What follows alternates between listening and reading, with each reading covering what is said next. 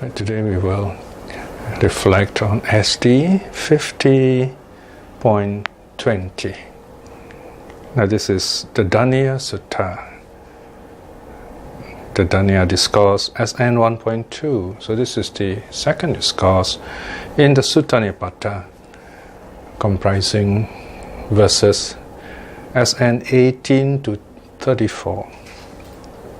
Now there are, I think, 17 verses here, so we will reflect on this 17 verses SN 1.2 over 2 talks. So today's part 1.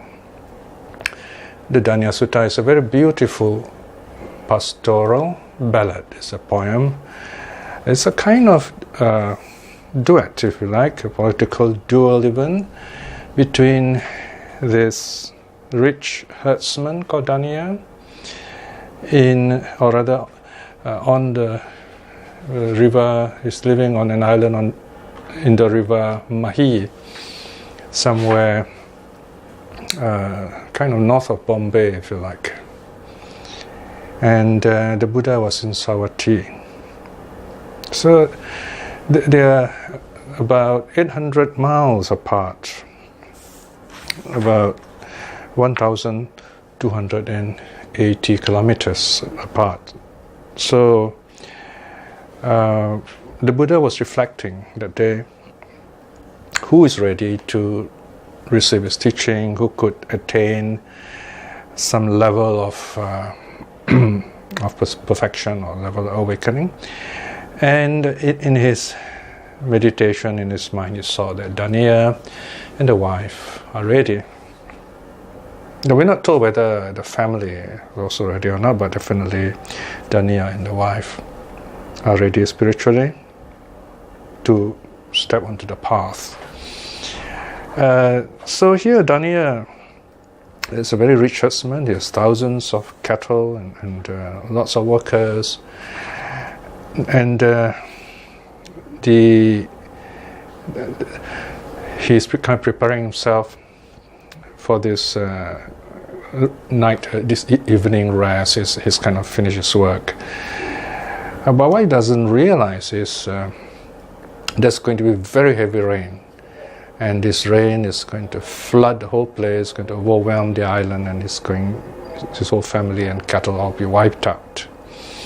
So the Buddha knew this. The Buddha knew that if he doesn't teach Daniya and the wife that night or that day, they will not have the chance again. I mean, they will perish, and then they'll be reborn elsewhere and never meet the Buddha. So here is also a reminder to us to seize this opportunity, seize the day, seize the moment to practice the Dhamma. Do not wait. Waiting always will make you miss the chance to know the Dhamma. So he meditates and he appears mid-air before Daniya and the wife. I'm not exactly sure whether the Buddha physically kind of flew there to his meditation. Usually, for example, in the Dhammapada stories, we are told he would project himself as a kind of luminous figure, like a hologram, if you like. Anyway, it's an interesting way of teaching. It's very much like how I'm talking to you now. I mean, I'm videotaped and you're listening to me over some distance, thousands of miles away. And in time, you can still listen to me. Although I'll be dead and gone and reborn somewhere else, you're still able to listen to me. So the Buddha was capable of something like that. He was able to communicate with Daniya. So Daniya is very happy, he's kind of singing his wealth, his comfort and security and so on. And the Buddha replies in a spiritual way. The Buddha gives the Dhamma version of it, if you like. So let's look at this very beautiful poem To save time, I will not read the Pali, I'll just read the English translation. In your own time, you can look at the Pali, and they are kind of interlinear, intercolumnar, if you like. The Pali is on one side, and the English translation is on the right-hand side. So the translation starts on page 49. The Daniya Discourse, SN 1.2, verses SN 18 to 34. Now Daniya speaks first. Daniya kind of like singing, if you like. I've boiled the rice, I've milked the cows. Thus said Daniya, the herdsman. With my family I dwell on Mahi's bank. The heart is touched, the fire is fed. Rain, therefore rain, if you wish. So he thinks the rain is coming, he's not bothered because his house is comfortable, everything is there. So the last line, rain, therefore rain, if you wish, is the refrain. And this line runs through almost all of the verses, okay? Most of the verses, right? Including the Buddha's verse. Okay, so he is in the comfort of his house and he is singing this. Then the Buddha replies. Now again here I'm not sure whether only Daniya and the wife hears the Buddha or the whole family, everyone could hear. Anyway, the Buddha replies, without anger am I, barrenness gone. Thus said the Blessed One. For only a night I dwell on Mahi's bank. Uncovered is the heart, the fire's quenched. Rain, therefore rain, if you wish. Okay.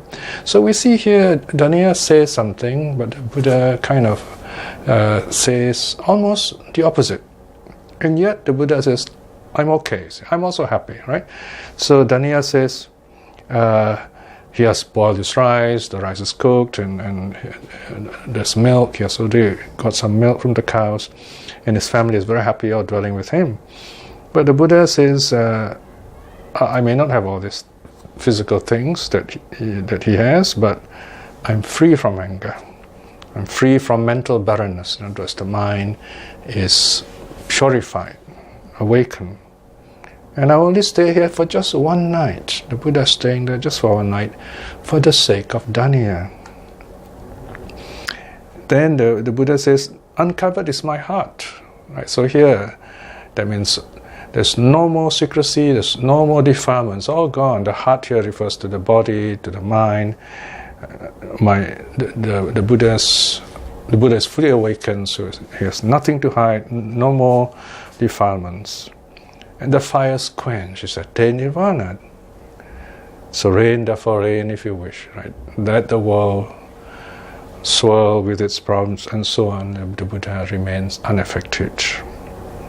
And then Daniya continues with his songs. Daniya says, nor gadflies nor mosquitoes are found here. Thus said Daniya, the herdsman. In the marshes lush with grass the cattle roam. They will bear it even if it rains. Rain, therefore rain, if you wish. Right? So this time Daniya is kind of celebrating the fact that his cattle are all safe, and he's very happy with that. And they are free from pests and biting insects because he probably has smoked the place and so on. Then the Buddha replies that verse 4. The Buddha says, lashed together is a well-made raft, or float if you like. Thus said the Blessed One, crossed over, reached beyond, away from the flood. There's no need for any raft. Rain, therefore rain, if you wish. So notice again here the Buddha uses similar imageries, the kind of in the case of Daniya, it talks about the cattle, the happily feeding, and they're very safe in the marshes. Then the Buddha. Oh yes, Daniya also has a raft in case it floods. Then they could get into the raft and float to a safe place. So here the Buddha says, well, I've made my raft too, but here the raft is the Dharma. and he has sailed across to the other shore, and he has attained nirvana. He doesn't need the raft anymore, so let the rain come, doesn't matter. Of course, we may ask now whether actually the verses occurred like one after the other sequentially. Daniya says something, the Buddha says something. I mean, it's, certainly if Daniya hears a voice, he would be surprised. He would go out and look for the Buddha. It's very likely that Daniya is kind of singing these verses, and then all of them seem to come in at one time. It's like in a dream. So you have Daniya's verse, the Buddha's answer, Daniya's verse, the Buddha's answer, that kind of sequence coming in one kind of flow of inspiration. And then in the end, when the time is right, then Daniya goes out to look for the Buddha. And we'll come to that because Mara also is going to appear here to distract Daniya. All right, so now we go on to the third pair of verses. Verse 5, Daniya says, obedient is my wife. Okay, here the word is gopi. So gopi, you have it's a kind of a word with two senses. You gopi can be a name of in fact, usually it's the name of the herdsman's wife, or gopi can simply mean wife, especially a herdsman's wife. Obedient is my wife, gopi. Not wanton, thus said Daniya the herdsman, charming, long have we dwelt together, no bad do I ever hear of her. Reign therefore, reign if you wish. Right, so here Daniya is celebrating his marital status. He's happily married and he's happy with his wife, she's a good woman. So what does the Buddha say in this case? The Buddha, as you know, is not married, he is celibate. So the Buddha replies, verse 6, obedient is my mind, liberated, thus said the Blessed One. For a long time, fully cultured, well tamed, so too, no bad is ever found in me. Reign, therefore, reign if you wish. Right? So here the Buddha talks about his mind. Then Daniya continues, verse 7. Now is Daniya singing about his economic status. My own wage earner am I, self-supported, thus said Daniya, the herdsman. And my children, healthy, live with me. No bad whatsoever do I hear of them. Reign, therefore, reign if you wish. So here again, we see Daniya being financially independent, very happy. So what did the Buddha say in terms of economic security? The Buddha replies, verse 8, no one's hireling am I, thus said the Blessed One. I roam all the world enjoying my reward. There's no use for wages. Reign, therefore, reign if you wish. So basically the Buddha is saying, well, I'm unemployed, but I'm happy the way I am. Wherever I go, I get just what I need, and I teach others, and I'm very happy with that. We see the last verse here, the Buddha is telling Daniya, I'm happy, although I'm not working, I don't have a regular supply of income, I do not have a house or property or slaves and so on, but I'm happy the way I am. Now in verse 9, Daniya talks about his wealth, that is what he has, the cattle. Okay? In fact, in the Buddha's time, cattle is the measure of wealth. So he's a very wealthy man. Heifers have I, suckling calves, milk cows have I. Thus said Daniya the herdsman, calving cows and mature oxen too have I. Right, so he's talking about all this range of cattle that he has, that any wealthy herdsman would have, but he has more in fact.